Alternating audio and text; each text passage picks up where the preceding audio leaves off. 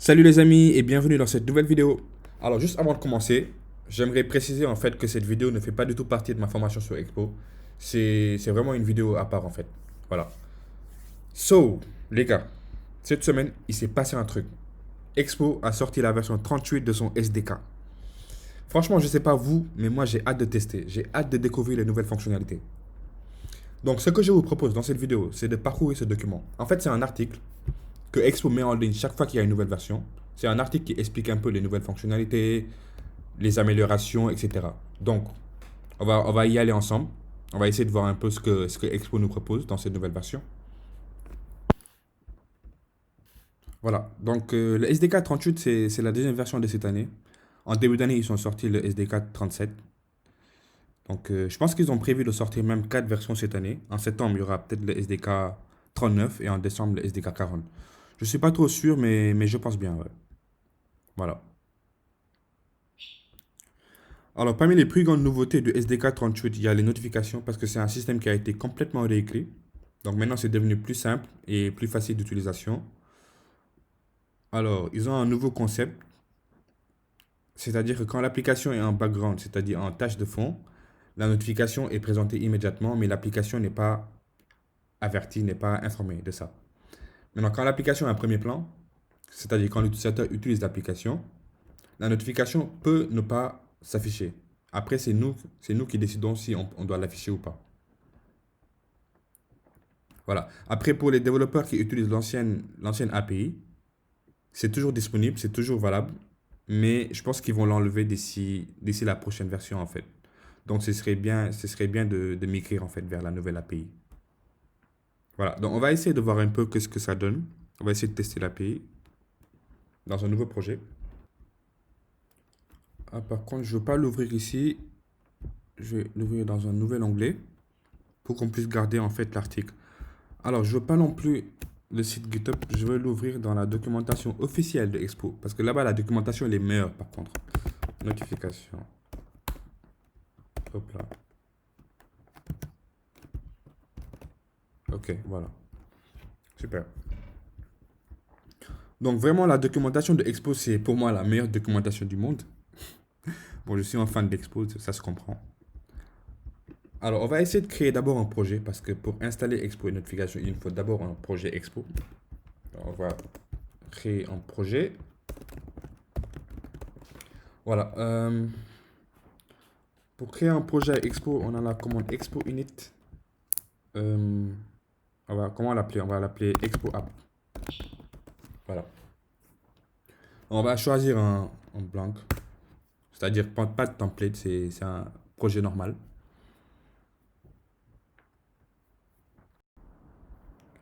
Voilà, alors là j'ai créé mon projet. Il y a un truc que j'ai oublié, c'est normalement quand vous tapez la commande Expo Init, si vous n'avez pas la dernière version, il va vous recommander en fait, il va vous dire de télécharger la dernière version pour avoir le SDK 38. Voilà, donc moi j'ai déjà la dernière version de Expo. Moi je mets à jour souvent, du coup j'ai la dernière version. Alors là, je vais démarrer mon serveur. Enfin, je vais me déplacer d'abord. Expo App. Et je vais démarrer mon serveur. Start. Voilà, là, il va me démarrer mon serveur très rapidement. Et j'ai remarqué que c'est très très rapide avec le SDK 38. Donc, ils l'ont même dit dans l'article qu'ils ont amélioré le temps. Voilà, et un truc cool que j'ai découvert hier, c'est quand j'appuie O par exemple, ça m'ouvre mon VS Code avec mon projet. Franchement, je ne savais pas. C'est un truc cool que j'ai appris hier. Voilà, donc là, j'ai mon projet. Et si on est dans le app.json, bon, là on voit pas la version, mais quand on se rend dans le package.json, on voit qu'on utilise la version 38 de Expo. Donc c'est bon, là on est dans la version 38. Super. Alors on va essayer de démarrer notre application dans notre téléphone. Alors pourquoi je n'utilise pas un simulateur? Parce que j'ai un simulateur ici qui fonctionne. Le simulateur il fonctionne très très bien, mais l'idée c'est que les notifications, ils ne marchent pas en fait dans le simulateur. Donc c'est pour ça que je n'utilise pas vraiment le simulateur pour ça. Mais j'utilise vraiment le simulateur pour d'autres choses, mais pas pour les notifications, pour tester les notifications en fait. Notification. Voilà. Donc voilà, on va pas utiliser ce simulateur. On va utiliser mon téléphone que je vais partager tout de suite.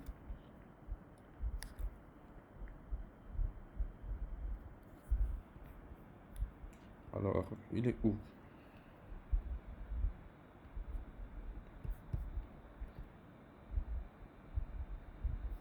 Voilà, super. Ok. Donc là, il voit directement mon projet. On va essayer de le lancer.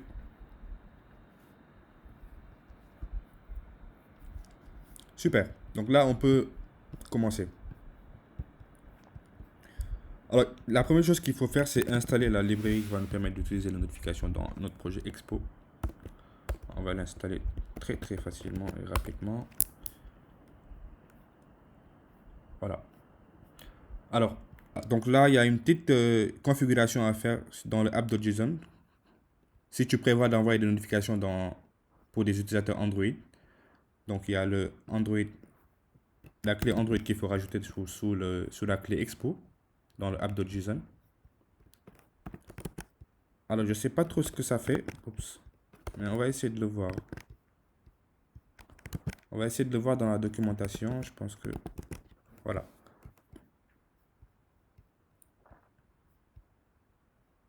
Ah ouais. Donc ça, c'est juste pour dire en fait que tu utilises la nouvelle API des notifications en fait. Parce qu'il y a deux API. Il y a l'ancienne API et la nouvelle API. Donc quand tu mets cette clé à trous, ça veut dire que tu utilises la nouvelle API. Voilà, donc ici, on va importer les notifications dans notre app.js. Là. Voilà.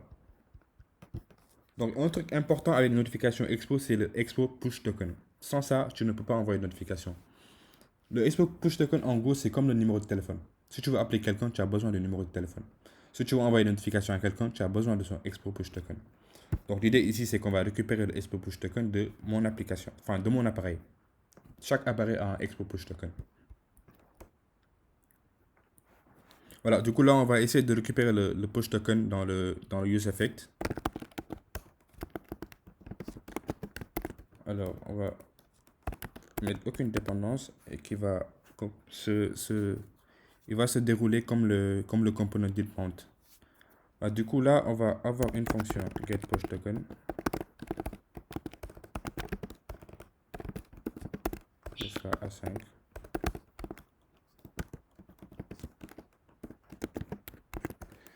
Donc, et puis on va l'appeler. Donc, il y a du code qui existe. Laisse-moi voir. Pour récupérer le token, moi j'utilise tout le temps le même code. Donc, c'est très simple. Il s'agit juste en fait de demander la permission. Parce que pour envoyer des notifications dans une application, il faut avoir la permission. Si l'utilisateur décide de ne pas t'accorder la permission, ben, tu ne pourras pas lui envoyer une notification.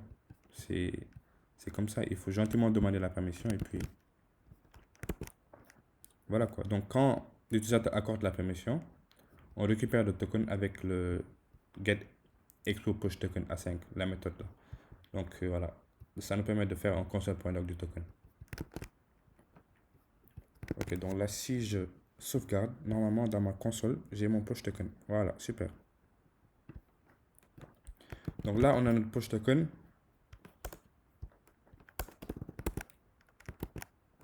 On peut même maintenant supprimer cette fonction parce qu'on n'aura plus besoin de ça. On avait juste besoin du push token en fait pour pouvoir envoyer des notifications. Voilà, donc on va supprimer ça. Je vais essayer de copier ça quelque part ici. Voilà, et là, on n'a plus besoin de ça, vraiment. En tout cas, merci. Voilà, donc là, on a pu récupérer les expo push token. Donc, c'est comme notre numéro de téléphone, en fait. On a le numéro de téléphone de la personne qu'on veut appeler. Du coup, il nous reste juste à appeler la personne. Alors, pour ça, on va copier le push token. Et on va utiliser un outil qui s'appelle le Expo Notification Tool. Voilà. Donc, ça permet d'envoyer des notifications très facilement sans pour autant avoir un serveur, en fait. Parce qu'en production, vous n'allez pas utiliser cet outil. Vous allez utiliser un vrai serveur et vous allez faire des requêtes HTTP, en fait. Voilà, donc là, on met le Expo Push Token. On met un message test, message body test. Alors, on va pas mettre de données. On va juste tester. Par contre, je vais réduire un peu ici pour pouvoir voir, hop là, si l'utilisateur, si mon téléphone reçoit bien les notifications. Quand j'appuie sur Send a Notification, je reçois rien. C'est normal. Quand je quitte, je suis plus dans l'application, je Send, je reçois la notification. Message test. Mais quand je rentre, je ne reçois pas. Ok. Par défaut, Expo n'affiche pas les notifications en fait quand tu es dans l'application. Quand l'utilisateur est dans l'application, il n'affiche pas les notifications. C'est quand il est en dehors de l'application qu'il lui affiche les notifications. Mais on peut changer ce comportement avec ce handler, cette notification handler. Donc lui, en fait, on peut lui dire de should show alert. Quand il est à true, ça veut dire qu'il pourra afficher la notification quand l'utilisateur est dans l'application. On va copier ça pour le coller ici. Mais on n'a pas besoin du sound ou bien du badge. On a juste besoin qu'il nous affiche la notification quand l'utilisateur est dans l'application. Alors, bon, je vais prendre ça, je vais réduire ça comme ça. Voilà. Super. Et on va retester. Là, quand on send, voilà, notre notification, elle s'affiche même quand on est dans l'application. C'est super. On va essayer de changer le message pour voir si ça marche très bien. Message 2. On va voir qu'ici, il va s'afficher message 2. Super. Voilà. Donc, vraiment, avec la nouvelle version des notifications, on a beaucoup de fonctionnalités. On a beaucoup de handlers et de listeners qui nous permettent d'ajouter du traitement quand il y a une certaine action par rapport à la notification. En fait. Par exemple, ici, quand l'utilisateur clique sur la notification, on peut faire une action bien spécifique. Quand l'utilisateur reçoit la notification sans rien faire, on peut faire une action bien spécifique. C'est tous ces listeners-là. Par exemple, celui-là. C'est quand l'utilisateur va cliquer sur la notification, on peut faire une action. On va ajouter ça dans le React Use Effect. Alors ici, on va créer donc une subscription.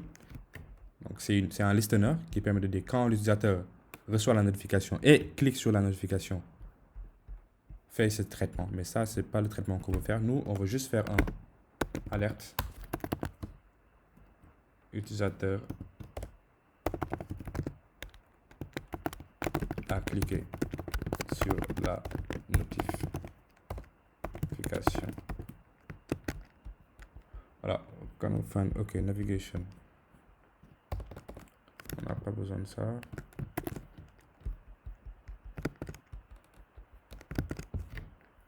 Voilà, donc ici, quand j'envoie la notification, ça s'affiche. Normalement. Voilà, là ça s'affiche. Mais là, il fait rien. Il fait pas d'alerte. Parce que j'ai pas touché à la notification, j'ai pas cliqué. Maintenant, si je renvoie la notification et que je clique, il me sort utilisateur a cliqué sur la notification. Voilà, c'est vraiment très très cool. Là, ici, on peut essayer d'envoyer des données.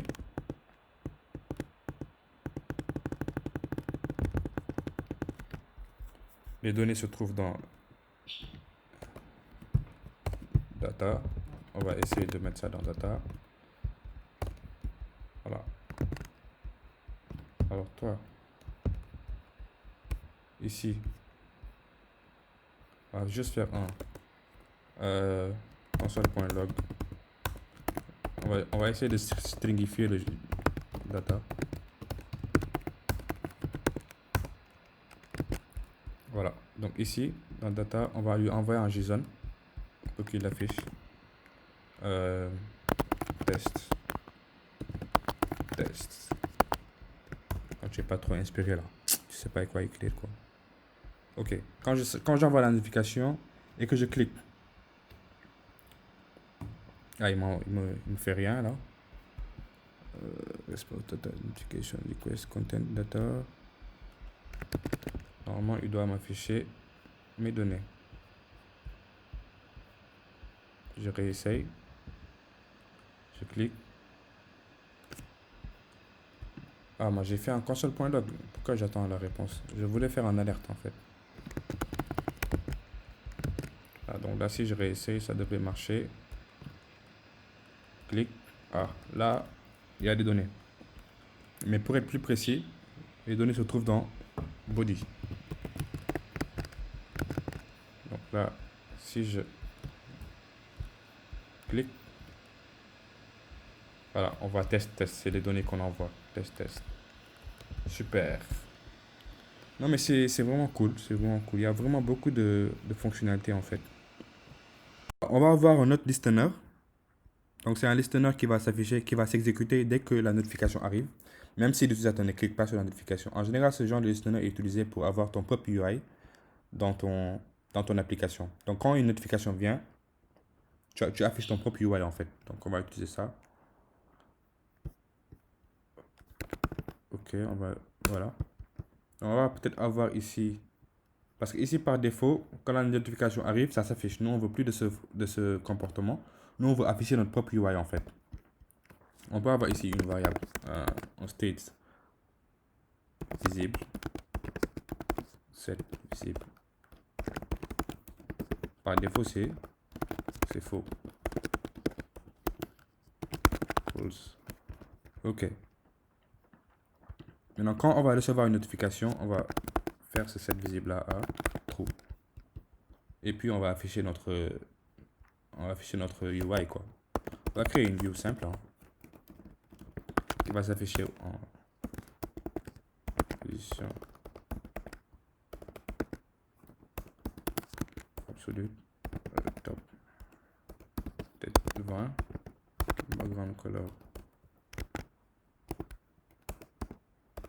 je sais pas moi, on va mettre du green, on va mettre du width 90%, et ouais, et on va mettre peut-être du 8 de 100. Tu vois, comme ça, ouais. On va mettre un peu 40 pour voir un peu ça descend.